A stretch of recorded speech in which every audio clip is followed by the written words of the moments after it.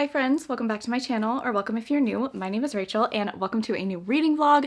In today's vlog, I am going to be reading fantasy romance books. Of course, this is going to be a themed fantasy romance reading vlog, and I have 3 books that I'm really excited to read that I've been dying to get to, and I just need to share all of my thoughts with you all as I read them. So I do actually have a TBR for today's video. Who is she? I am going off of my May TBR. This video is definitely going to go into June, but I did want to try to complete as much of my May TBR as possible. So that is what we're going to be doing this week. Let's talk about the books I'll be reading in this video. Number 1, heavy hitter, Fearless by Lauren Roberts. This is the finale to the Powerless trilogy, and I am so excited and so curious to see what my reaction is going to be to this book, because I have seen such a wide array, so many mixed reviews, and I feel like this book is kind of unexpected for a lot of people. That's sort of the overall reaction I have seen, and I just need to know what is going on. Why do people feel that way? I have seen people loving it too, of course, but I just feel like I've seen so many different reactions. So I'm really excited to read Fearless. It is quite long, definitely the longest book in the series, but I just hope that it wraps everything up nicely. Just to give you guys background on how I feel about the Powerless trilogy as a whole, I gave the first book 2 stars the first time I read it, and then 3 stars upon reread. I'm not obsessed with it, but it is okay. And then the second book in the series is Reckless, and I absolutely loved it. I gave it 4 stars. I thought it was so good. I feel like that's kind of an unpopular opinion, but I definitely prefer Reckless to Powerless. So that leaves us at Fearless. I really have no idea what I'm going to feel about this book. My feelings have been all over the place about the series as a whole. So I'm really excited to read Fearless, really hope that I like it, and I'm just so excited to see what all the buzz has been about. In this vlog, I'm also going to be reading Fairytale by Veronica Lancette. This is a book I've been meaning to read for a while. This is a fantasy romance that I feel is kind of genre bending. I have heard that there are some historical elements. I've heard there might even be some like gothic or horror elements. I don't really know. I basically know nothing going into this book, but I feel like that is the way that I want to go into this. I think because it does have so much to offer and it is so unique, the best way for me to go into it is totally blind. So we're going to be reading Fairytale. I cannot wait to see what I think. Really hope that I love it. And the final book I'll be reading in this vlog is a book that I've been meaning to get to for so long. The other books I've been meaning to get to for a while, but this one I think was on my February 2024 TBR. So it's been a minute, but I'm going to be reading The Inadequate Heir by Danielle L. Jensen. This is the 3rd book in the Bridge Kingdom series. And in this book, we are following a new couple. So I believe this whole series is interconnected duologies, all existing in the same world. I definitely think we're going to be seeing characters from the previous duology, and I'm excited to see what this fantasy romance is all about. I do know that we have forbidden romance in this book, which is like the best trope of all time, I think, in fantasy romance. So I'm hoping that I love this. So these are the books that I'm going to be reading in this vlog. Really excited for all 3 of them. We are going to start with Fearless though. So I'm going to sit down and start this right now, and I'll talk to you guys with my first impressions shortly.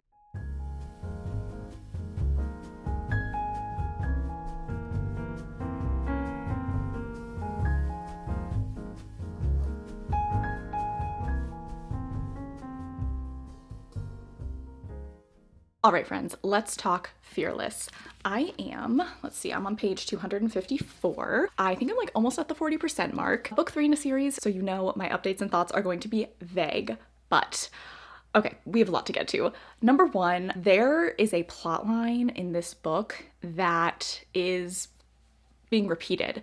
We've already done this before. I've seen this film before, and I kind of liked the ending. But now we're repeating it again, and that is just so odd to me. Why are we doing this again? Literally, when I read that scene, I was just like, there's no way. There's no way that we're actually going to be doing this again when this has already happened in the series. And that is just so strange to me. I don't really understand that decision. And it's very disappointing as far as how I feel like the rest of the book is going to go. Like, as soon as I read that, as soon as I realized, okay, we're doing this again, all of my excitement kind of just like went out of me. And I was like, okay, well, I'm automatically already disappointed in the first like 100 or so pages of this book, which is not how I want to feel going into a finale of a trilogy that I have mostly liked, especially coming off of Reckless. I was really excited about this, but it's a very odd decision to me to do something that we have already done in this series. So as far as the plot goes, it's pretty disappointing. I'm not loving it. I don't know, I'm hoping it'll end maybe early in the book and we'll have something else go on that'll be more interesting. I don't know if it's going to go on like the entire book. More on that, I'll let you guys know kind of how that develops and how my feelings on it develop. But as of right now, not loving the plot. of this book. Second, I wanted to talk about the relationship, kind of the romantic dynamic here we have between our two main characters. And something that I'm kind of like, my feelings are volleying back and forth on is that I think that Lauren Roberts is so good at writing banter. Like our two main characters' dialogue together is very fun, and there's definitely this kind of like anticipatory giddiness that I have when they're talking to one another, when they're alone. Like I really do enjoy that, and I think that the flirting and the banter is done very well in this book. But another aspect of the romantic relationship and our characterization is I find like some of the things that particularly our male main character, the things that he says to himself kind of in his inner monologue, to be quite cheesy and kind of like these grand platitudes that just feel a little repetitive. And I feel like we have definitely heard him say lots of things like this throughout the entire trilogy, but I just want a little bit more substance from him. Just kind of giving you an example. This isn't a direct quote, but it's something like, oh, we're near the water and I'm fearful of drowning, but to be honest, you know, I've been drowning in her ocean blue eyes ever since I met her. And I'm like, okay, like if that was just like a one-time thing, sure, fine. These are, I think they're like 18 or 20-year-olds, but it happens a lot and it's just like, it's a little bit cheesy to me. It's just a little bit much. I don't know, it's just a little bit much. And I wish that, I don't know, I wish we got to see more of our male main character. I just wish we got to see more sides of him. I obviously love a man who is obsessed with our female main character. Like that is a requirement, but I also just think that he is feeling a little bit one-dimensional, and I feel like he hasn't really changed much from book one. I feel like our female main character has had some growth, but he's just kind of like, you know, they're saying cute little Pinterest quotes, and I don't know how I feel about that. As you can see, I'm kind of going back and forth with, I think they're cute together, but I also think that they're cheesy, and I don't know, that's, both of those things can exist, but I just wish that we could see like a different side of their relationship. I don't know, I don't really know what I'm looking for, but I just think what I am being fed, I'm not super obsessed with. And then we do have a couple other characters in this book that we're focusing on, and I have theories, I have thoughts. I definitely am like seeing some things being planted. I'm just so curious, how are we going to get out of the current predicament that we are in? Kind of just like on a grander sense, there is a clear issue happening, and I'm like, okay, how are we going to get past that? I really don't know. So I'm kind of excited about that. I really don't know what we're going to do to resolve the main issue in this book. Those are my thoughts on Fearless right now, kind of all over the place, but that's okay. I'm really excited to be finishing a series though. Like I'm definitely excited about continuing on. I am, like I said, just like very, very disappointed with the plot of this book, but hopefully it'll end early and something else will happen. I don't know. So I'm going to keep reading Fearless. I will talk to you guys in a little bit.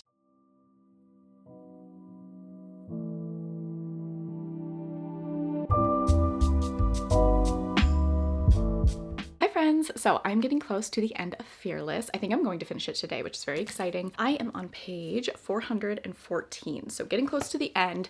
And honestly, my feelings haven't changed too much. I think overall the setup of this book just isn't my favorite. And obviously with the repeated plotline that I mentioned earlier, I think that that just kind of sets this book up for me personally to not be like an amazing 5-star read, but I am finding like pockets of enjoyment throughout the book. Like I said, I do think that the banter is really cute, and I'm enjoying the characters kind of for what they are. They're not gonna be like all-time favorite characters. I don't think that this romance is like one of my favorite couples ever, but I am finding moments where I am liking them. I'm sort of waiting for a couple of reveals to happen. They do feel pretty obvious to me, which doesn't always bother me, and that doesn't mean that like a book is terrible just because a plot twist is obvious, but I do just like want to get there because I'm like, okay, this is becoming so clear now, and I'm really excited to see the ramifications of all of that and how our characters are going to react moving forward. I think with saying that, something I would say about this book is it is long. Like, as soon as I picked it up from the store, I was like, oh my god, this is so much longer than Powerless and Reckless, and I definitely am feeling that. I'm feeling like I'm ready to be done with this book. I'm not hating it. I'm not like, oh my god, this is terrible, but I'm ready to wrap things up, and I think with the predictability, some of my issues that I mentioned earlier, I'm ready. I'm ready for the story to be over. But yeah, I don't know. This is good. It's predictable. It's a little bit too long, and I'm not obsessed with the plot, but I think the characters are cute. So those are my overall thoughts with Fearless. I'm going to finish it, and I'm excited to talk to you guys once I'm done with it.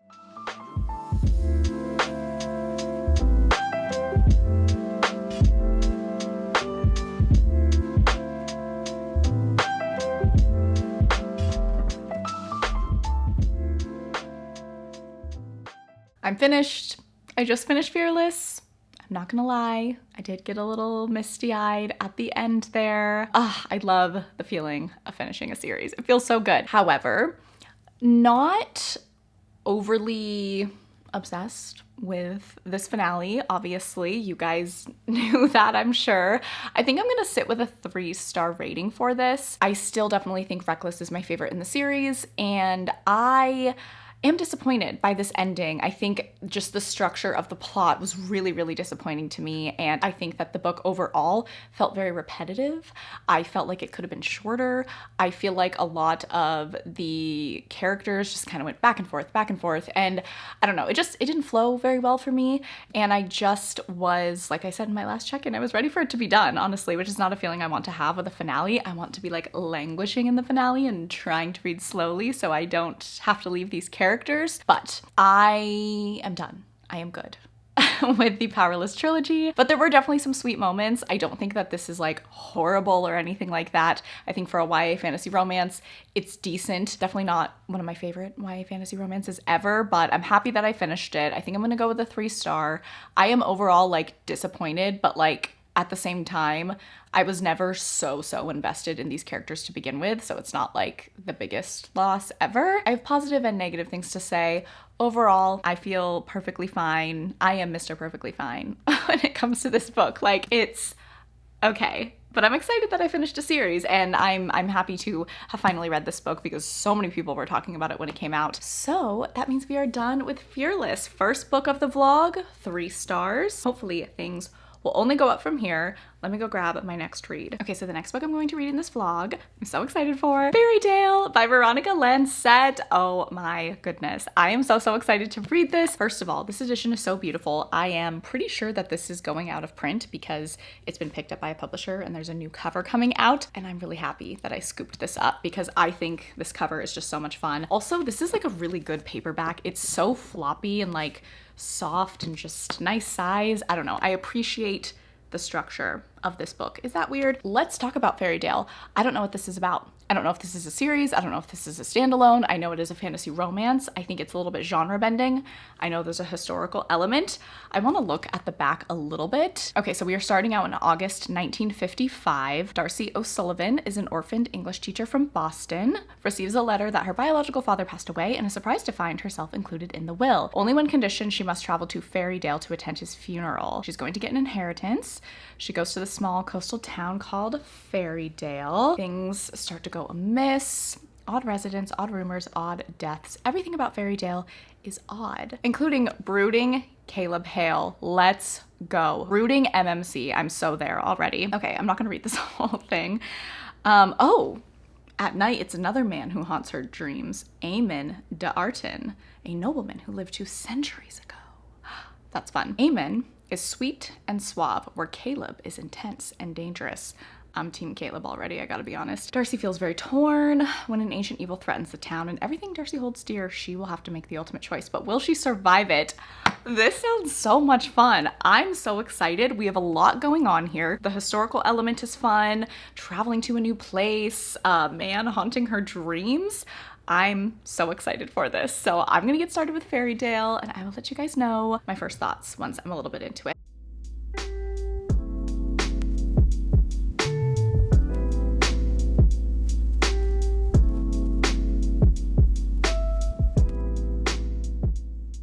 All right, hello friends. We need to discuss Fairydale. I have started this book. I am on page 113. I'm on chapter 8. What a weird little book this is. I've had strong reactions to it so far, but at the same time, I don't even know how to articulate it because I'm confused and I think it's weird, but I'm really liking it. I'm having a very positive weird reaction to this book, but the author has said that like being confused, you know, you're kind of on the right track if you're confused, and things are complicated, and the story is meant to be a bit of a conundrum, I think, at the beginning for sure, and it's probably going to continue on that way for a while because this is a long book. But this is so weird and I'm kind of loving it. We have our female main character. In the beginning of the book, she finds out that her father, who she never met, passed away and put her in the will, and she's like, oh my god, okay, I'm gonna go and go to the funeral, go to the reading of the will. This could really change my life. So I just want to see what it's all about. And she has to go to a town in Massachusetts called Fairydale, and it's weird. It's a weird little town. Weird things happen there. Some sinister things have maybe happened there. And the overall vibe as soon as she gets there is what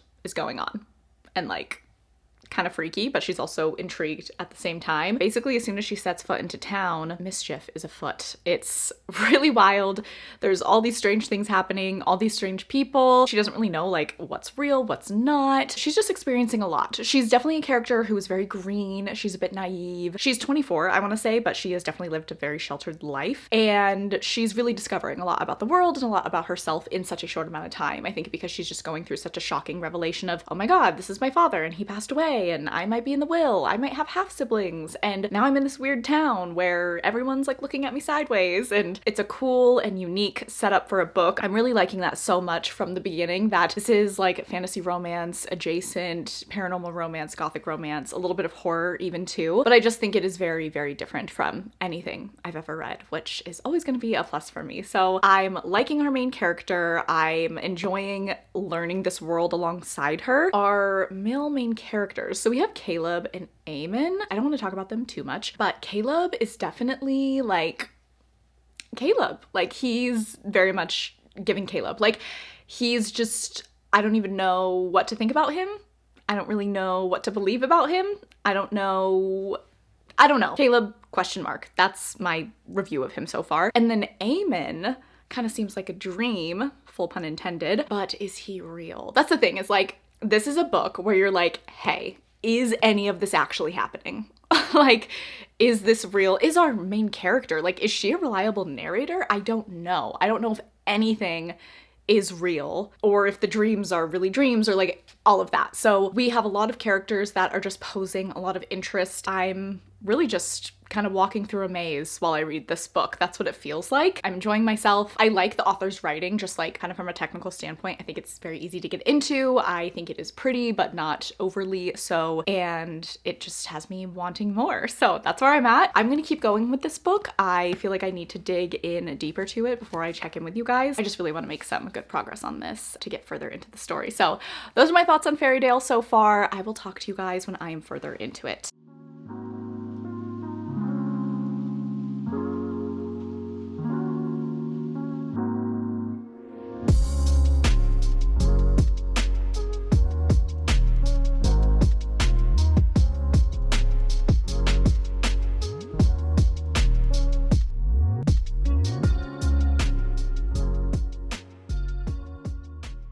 Hello friends, how are we? I am getting towards the end of Fairydale. I am now on page 544. I'm like 77% of the way through, so I have read a huge chunk of this book since we last talked. Oh my god. Like, what do I even say? Where do I even begin? If you have read this book, like, what am I even supposed to say as a reading update? Okay, here's how I'm feeling. I am enjoying this book.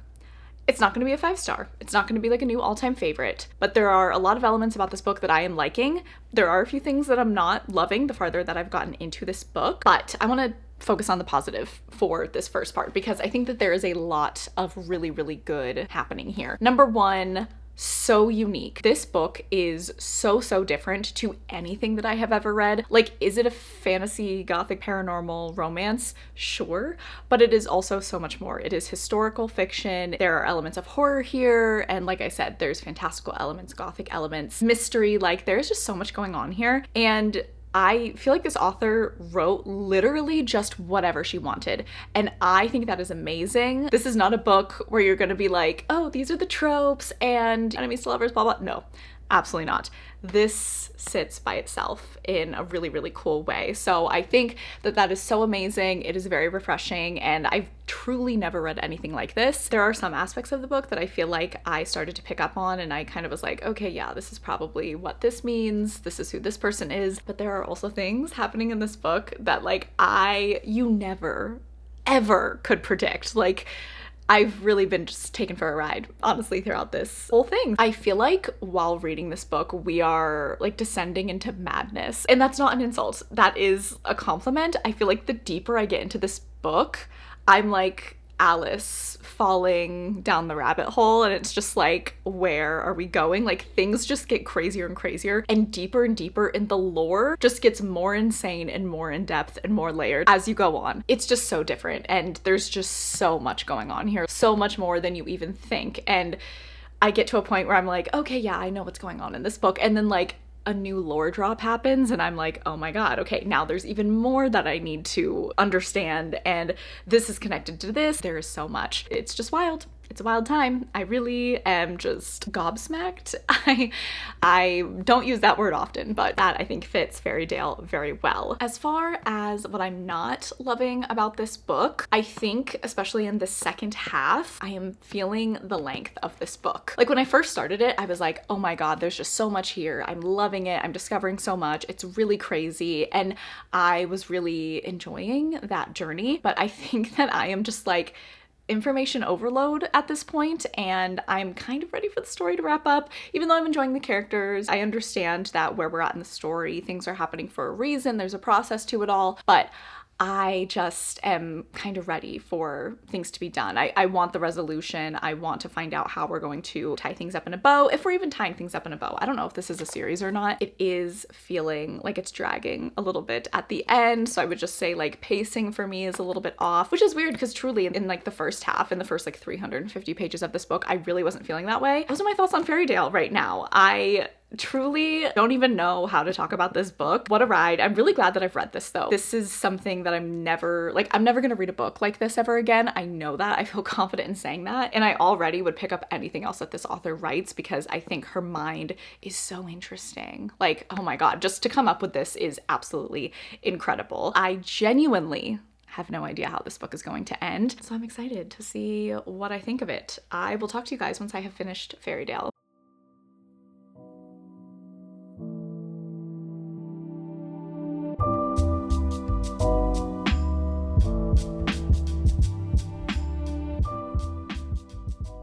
All right, you guys, I finished Fairytale last night. What a ride. Oh my god. This book was wild. This book is so unique and unlike anything that I've ever read before. I think I'm gonna go with like a 3-star rating. I'm kind of going between 3 and 3.5 star. I liked this book, and I know that 3 sounds low, but I don't know, that's how I feel walking away from this. I do feel positive about it. I like how it was so different from anything I've ever read. There were aspects of the romance that I loved and felt were so romantic and really well developed, but then there were other aspects of the romance that felt a little bit convoluted and just over the top, and I didn't connect to all the way. I did like the kind of never-ending lore and depth that this story had.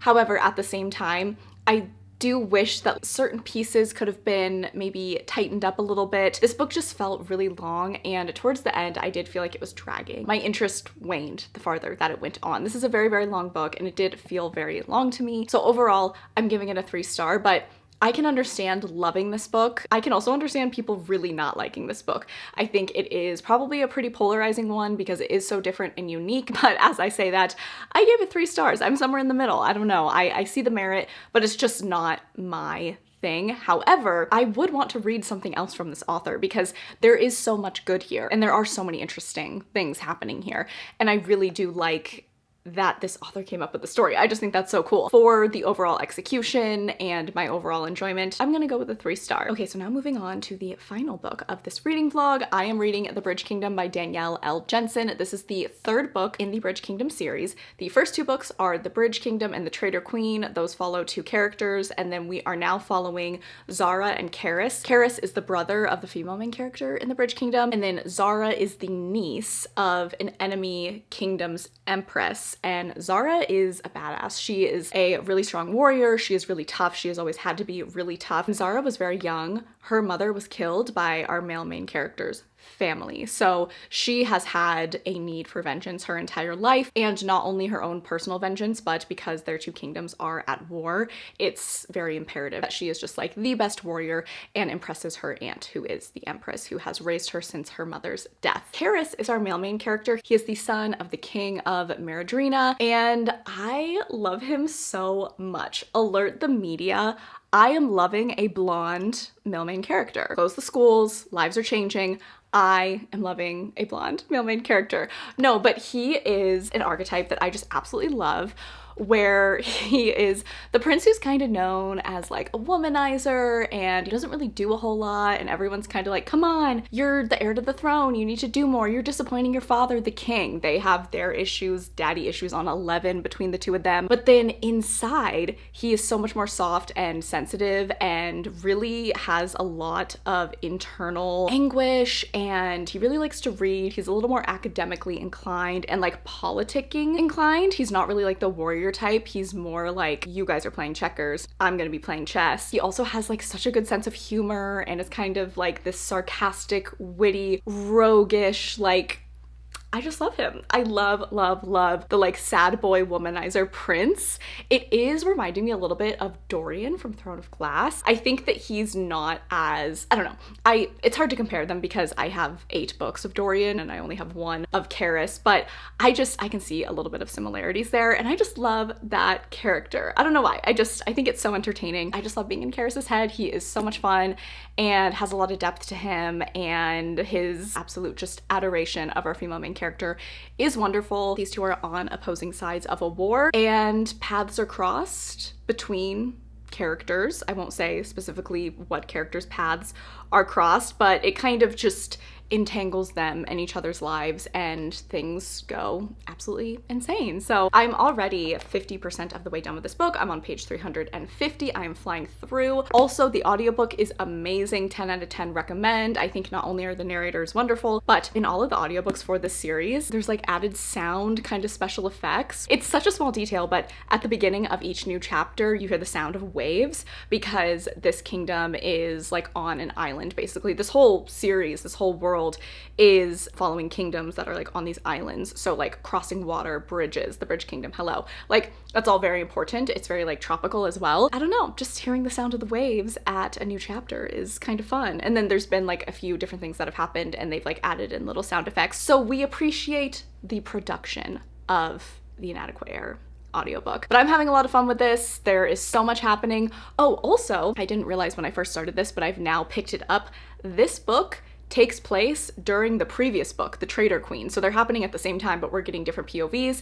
It's very, very fun to kind of be reminded of, oh yeah, this was going on, but we were in Lara and Arin's point of view, and now we're in Karras and Zara's point of view. It's really interesting to just see other people's POVs and what was going on. It makes me one day I want to go back and like reread the series from the beginning to know that this is all kind of going on at the same time and see different characters' POVs. And yeah, I'm really happy that I'm liking this. If you don't know, I started out with this series giving the first book 3 stars. I just thought it was like boring. I thought it was fine, but it did not stand out to me. The second book, The Traitor Queen, I thought was such a step up, so much more entertaining, and this feels in line with that second book. This definitely has a very fun cast of characters. There's so much going on and the stakes do feel very high, and I'm just really into particularly Karras and Zara's dynamic, and Karras as a male main character. He is just so interesting to me. I am gonna finish it today. It is Saturday. This vlog is going up tomorrow, so I do need to finish this today. I'll definitely be able to do that. I have like 3 hours left of the audiobook. I am going to start the perilous journey of reorganizing my bookshelves. A video coming soon.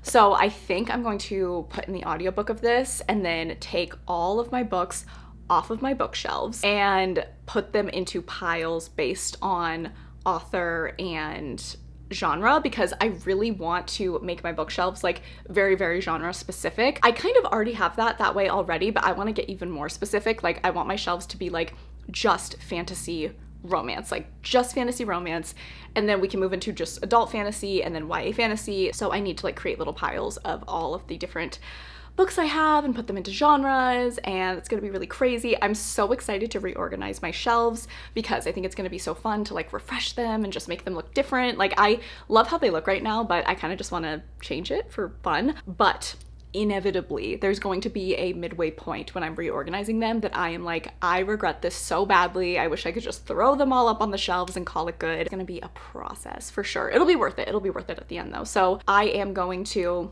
take these books down. So this will probably be like the last pretty check-in you'll get. There might just be like white blank shelves behind me next time. I'm gonna listen to this audiobook. I'm going to take all my books off my bookshelves, and I will talk to you guys once more before I finish, and then I'll like finish this up and give you guys my final thoughts.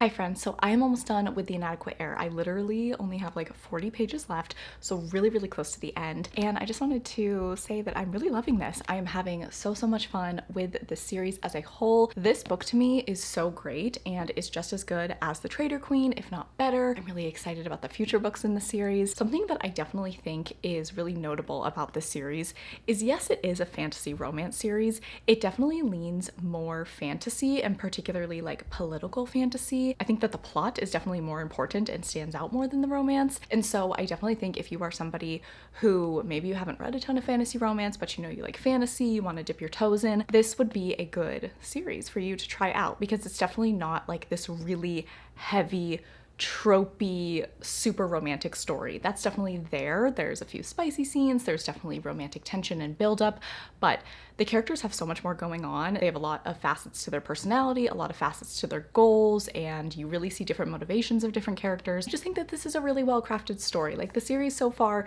is really keeping me intrigued, and I really like how all of these different plot points are weaving together, from the Bridge Kingdom, from the Traitor Queen, into the Inadequate Heir, and I'm sure the Endless War, and then once I get to the latest book, I think is called like The Twisted Throne, I'm already so excited for that book. So I just want to highlight that. I definitely think that this is a fantasy heavy book, a plot heavy book, and I think would be like a really great transitionary book if somebody wanted to try out fantasy romance and they're not super familiar with it. But if you are a veteran fantasy romance reader, you're still going to really enjoy this, because there is that gratification of that romance, of that tension, that push and pull of these characters wanting to be together, but having all of these very real and I think well explained and well detailed reasons for why they can't be and why things are the way that they are. I really love that. My favorite fantasy romance books and series are the ones that have those really interesting plot lines that are more detailed and have a lot going on. Like When the Moon Hatched, The Book of Azrael, Crescent City, Throne of Glass, like those series to me just really stand out as series that have really amazing and intricate plot lines and world building. And I definitely think that's why I continue to like the series more and more, because I'm just seeing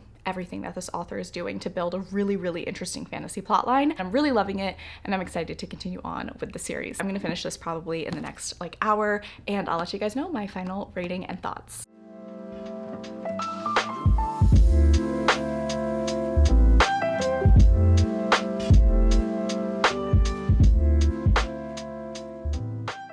Oh my god, I just finished The Inadequate Heir, you guys. This was so good.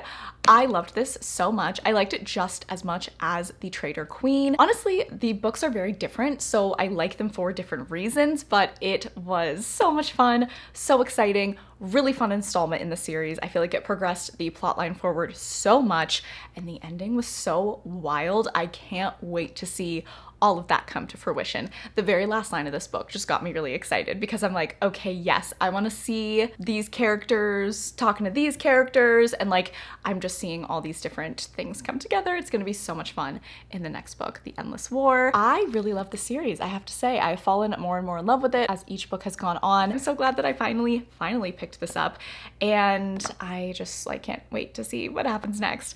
I think I'm gonna go with a 4-star rating. This was really great. I really enjoyed it. Just didn't give me that like overwhelming 5-star feeling. Also, after reading Sunrise on the Reaping, I'm questioning like every 5-star rating I've ever given out.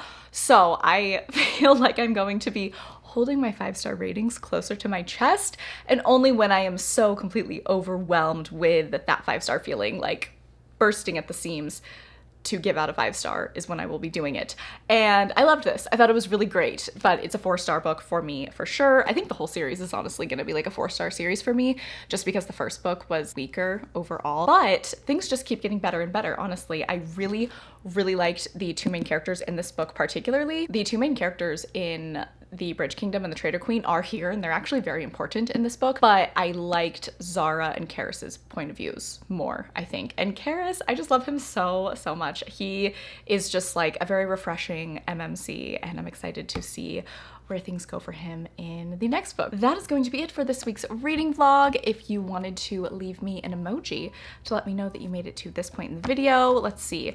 We read Fearless, Fairydale, and then The Inadequate Heir. What emoji could I use? You know what? Let's just go with an orange. Let's go with an orange, the fruit, the orange fruit, because that matches this cover. Please make sure that you're following me on all of my social media. They are linked down below. That includes my TikTok, my Instagram, and my Goodreads. I also have a Patreon. That is where I host my fantasy romance forest book club.